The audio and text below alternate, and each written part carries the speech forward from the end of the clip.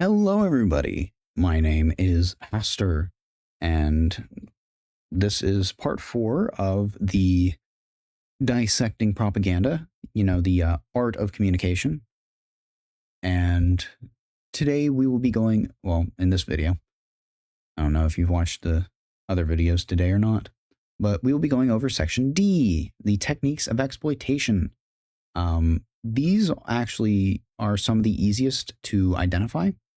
You will know them immediately.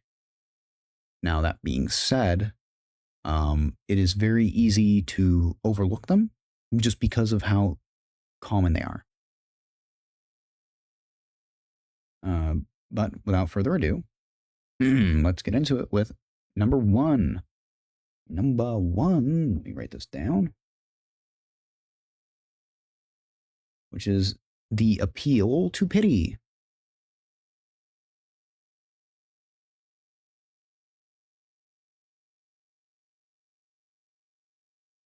Appeal to pity. Yep. God, I don't know why I always spell pity wrong. I know it's one T. Appeal to pity with one T. Appeal to pity is effectively, oh, you poor baby angel, you innocent little thing. Look at this innocent little thing. How could you just look at this and not do anything? ASPCA commercials. I'm looking right at you. That is what the appeal to pity is. It is a pitiful, unfortunate thing. Feel bad, give it money. There's not much more to it. Number 2 is appeal to flattery.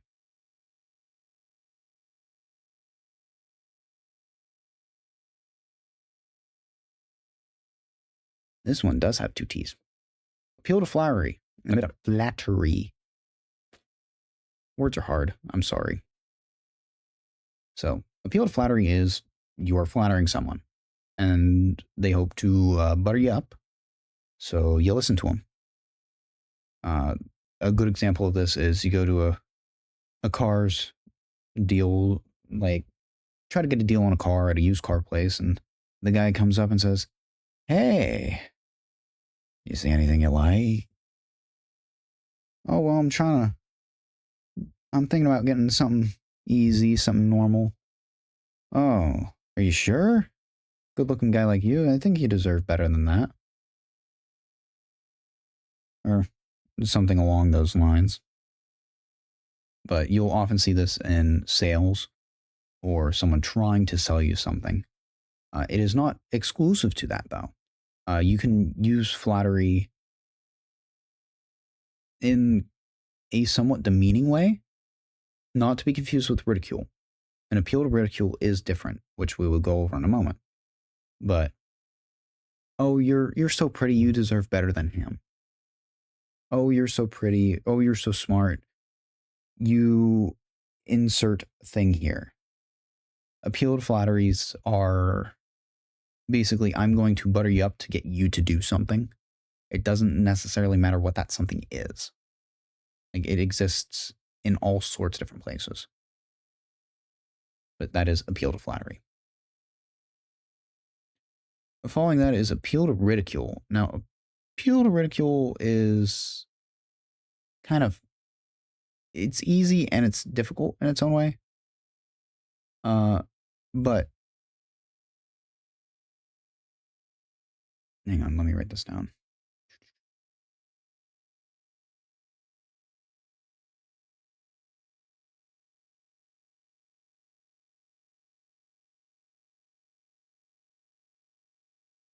Appeal to ridicule. Effectively, you are trying to influence someone by poking fun at the other side of things, right? They're just plain weird. You don't want to be weird, do you? So, as stated in the gamebook definition, an attempt is made to influence us to accept a certain proposition by poking fun at those who oppose the proposition. Once again, they're just plain weird. Well, by being plain weird, you imply that if you aren't part of their team, a little bit of vaguely drawing the line, but if you aren't with them, then you aren't weird. Well, that's also a faulty analogy, so do with that what you will. But that is appeal to ridicule, is I'm going to poke fun at them, and if you join them, I'm poking fun at you. Yeah. Following appeal to ridicule, we have appeal to prestige. I'm just going to...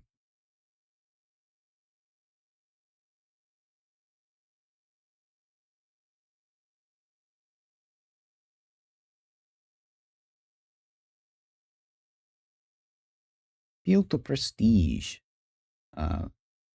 Effectively,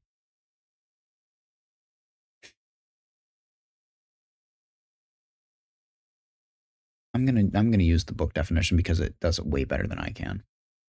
An attempt is made to induce you to buy or believe by stating or suggesting that such action will secure or maintain prestige for you.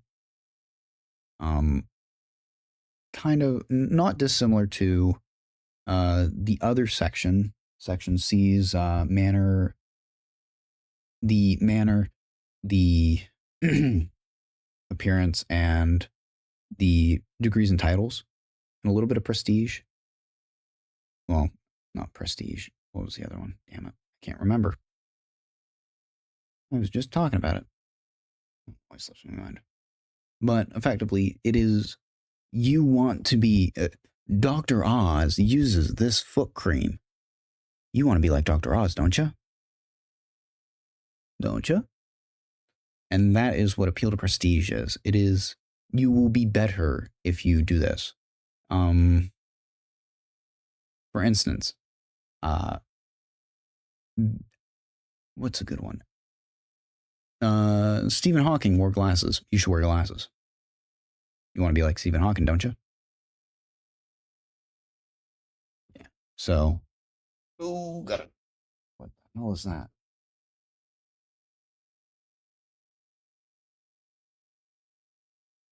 Sorry. But you will become heightened. You will gain a level of prestige if you do this. And that is what the appeal to prestige is. There it is. Up next, we have appeal to prejudice. Oh, and I don't think I mentioned it earlier, but if you want to follow along with us, go to the agloa.org. Agloa has all of the resources available for free. I highly recommend them. That way you can follow along, and if you want, you can practice and better understand some of this. But going on to number 5, we have the appeal to prejudice.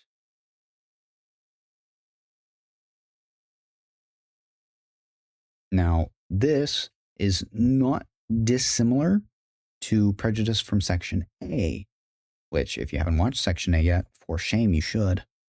But effectively, it is you're trying to play on the prejudice. You yourself aren't necessarily prejudiced, but the target of the propaganda is. Right, like, so they took their jabs. That's a good example of appeal to prejudice. You are trying to appeal to them for, like, someone taking away your jobs. So because they are prejudiced against a party or a group because they took their jobs, you're trying to play on that. So, or another one is, well, I can't quote Hillary Clinton. Something racial jungle, something. Hey, it was her who said it, not me. I don't believe that. I have black friends. But after number 5, we have number 6. Who would have fucking thought? Yeah. So number 6 is bargain appeal or appeal to bargaining, appeal to the bargain. But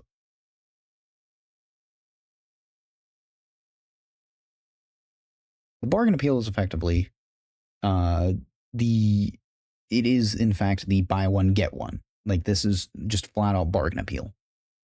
Yes. You buy one, you get one free. I can get two for the price of one. Wow, that's incredible. There's not much more to say about it. It is literally just that. However, usually bargain appeals don't actually save you money. Like Black Friday, a good example of the bargain appeal. For Black Friday, for one day, they bump everything up like fucking 150% or like some wild number. That way they can lower the price on the day of Black Friday. That's like you can find the videos of people like removing stickers, like the Black Friday stickers from stuff, and it'll be like $500, but it's off by 20% or something. And once they remove the 20% off sticker, they look underneath and it was always $400. So, are you really saving money? No. So that is bargain appeal. Sometimes you are, oftentimes you're not. It is to play on the, oh, there's a good deal. I need to get it now or else I'm not going to get a good deal. Pardon. After that, we have, oh, shit, wrong button. Next up, we have number 7. Number 7 is similar to appeal to flattery, but it is different. It's similar in the fact that it involves like manner and prestige, but it's different in how it implements it. And also different from the other, the appeal to prestige, despite also combining elements of appearance and manner. That's what's weird about this. So folksy appeal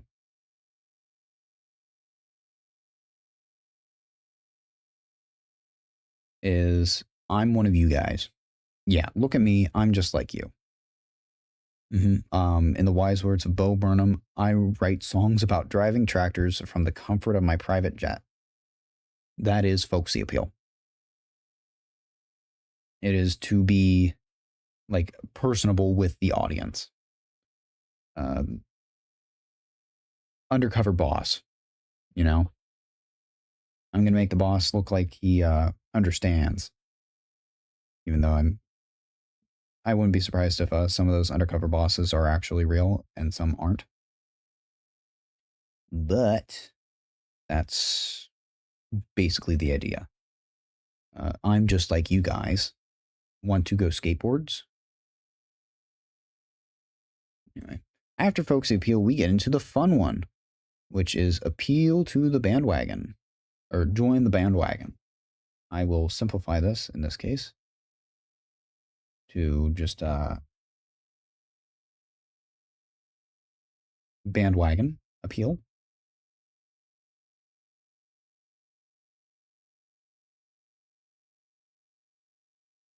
Bandwagon appeal is basically everyone's doing it, you should too. This became a very large problem. It's actually why people who play baseball aren't allowed to smoke or chew, because kids would watch the baseball players and oh, what? Oh, they're baseball players. They're so cool. This is America's pastime. I'm going to chew when I grow up. And of course, now we have no chewing rules for people who play baseball. Even looking like you're chewing can actually get you get your pee-pee slapped, because bandwagon appeals work. These are one of the most effective ones. It is often tied in with a bunch of other um, techniques. Another one being the bargain appeal. Yeah, you don't want to miss out on these great deals. How many times have you heard that? You don't want to miss out, and on these great deals are both bandwagon and bargain appeal, respectively. They are quite literally some of the two most common ones. Well, one is most common in sales. Bandwagon is most common in basically anything. Yeah.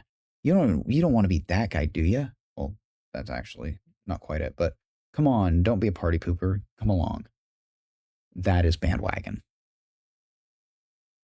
So, and yeah, bandwagon also works via um appeal to ridicule. You can have like two at once. Once again, going back to like the example of they're just weird.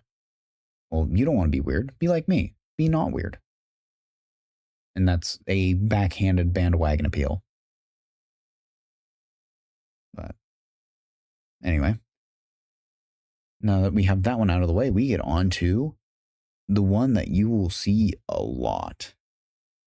All right. And the one that you will see like the most, especially nowadays, is number 9. This one is like one of, if not the most.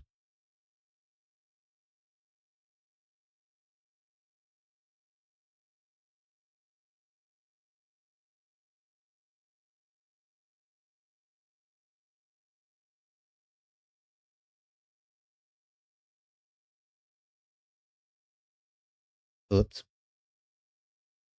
So the one that you will see very, very often in the modern day is appeal to practical consequences. All right. So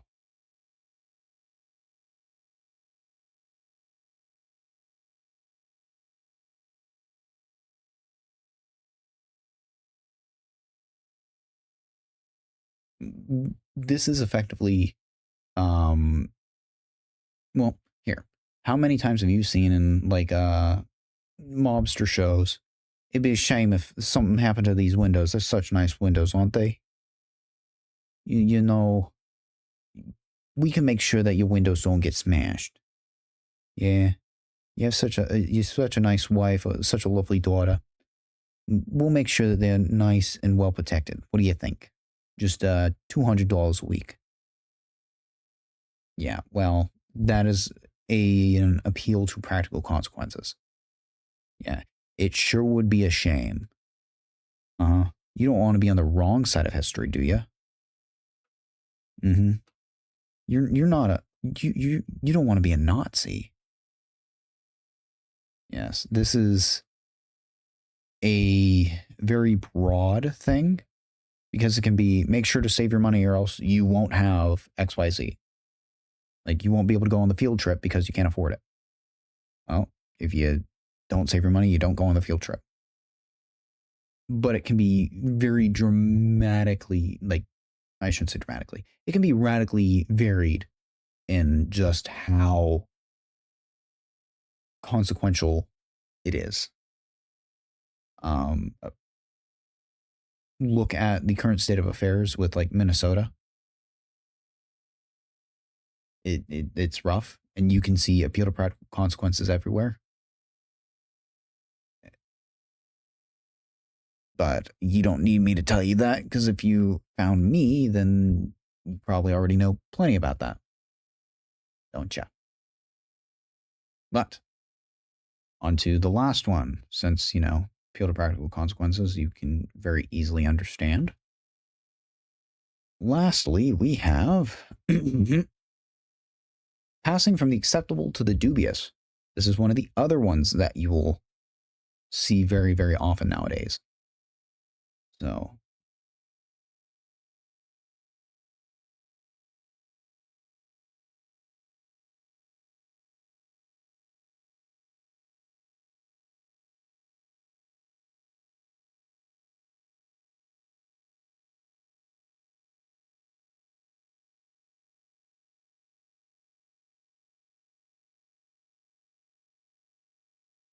Passing from the acceptable to the dubious. You'll know it when you hear it. It is that slight, shift from one thing to another. A very good example of this would be, I believe his name was Ray, not Ray Epps. Might have been Ray Epps. The guy who basically said, we need to go into the Capitol during January 6th. Because at first he says, come on, we got to make sure that they realize how upset we are. We need to make sure our voices are heard. We need to go into the Capitol. Whoa! What are you doing? Going from A to B to D. Whoa. D for dubious.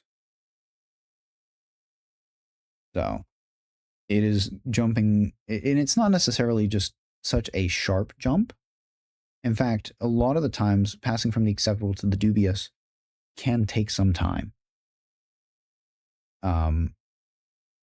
You'll see this. You'll see this. This is the good old kernel of truth. The every lie is based on a kernel of truth statement.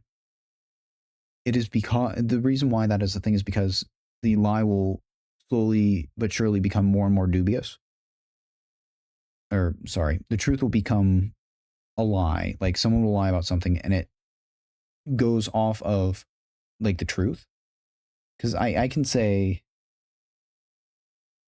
for instance, if I flood the toilet, like I just shoved an entire roll of toilet paper down the toilet because I thought it would be funny. And my mom comes in. What? Hastur, what are you doing? Toilet backflow. Did you do something? It's backflowing. I'm passing from an acceptable answer to I don't know, I do know. So now I'm into the realm of dubious. Now, not all lies are necessarily passing from the acceptable to the dubious, but it is going from like, oh, something happened to, oh, I don't know, to, oh, it's not my fault.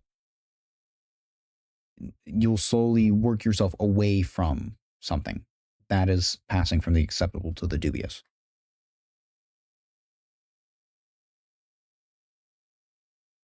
Along with that, as also stated, not necessarily a correction, but an expansion by the rule book, dubious meaning, as to avoid vagueness, dubious as in doubtful or questionable.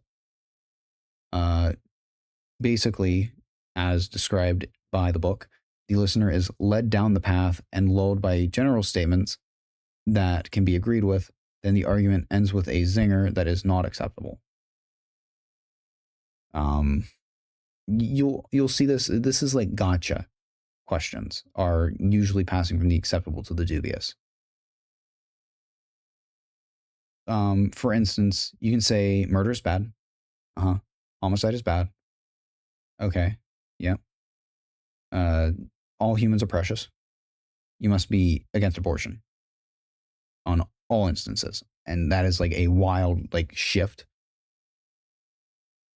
when, like there are certain instances where you can make the argument for, which we will get into in the future. But, you're going from something normal to very, very bad, not normal. And there's a difference between, passing, like going through a series of questions to get to something versus going down a series of paths and then being dubious about the final question. Like for instance, you can ask genuine questions that lead up to a bigger question that you couldn't necessarily get an answer to prior, because it could be just a very big question for just a yes or no, or you would need to better preface around the question. So passing from the acceptable to the dubious, most of the time when it's actually like passing from the acceptable to the dubious, it is very, very obvious. It is a gotcha question. But just because someone is asking questions leading up to a greater question doesn't make it passing from the acceptable to the dubious. So a good example of it, you can watch Steven Crowder's Change My Minds. At times, he kind of toes the line between passing from the acceptable to the dubious, just because of how he can like phrase the questions. But he doesn't actually go into dubious. He will lead up his questions, albeit kind of oddly worded at times, but he will in fact like stick to the question in such a way that it's not just jumping to something weird, jumping to something that would be dubious. But anyway, that is enough of my rambling for this video. I hope you guys have enjoyed. And if you have, please be sure to, if you haven't already, hit the subscribe button, ring the notification bell, and go ahead and hit the like button if you liked it. And I will see you again later for part 5 of 6. Yep. Later.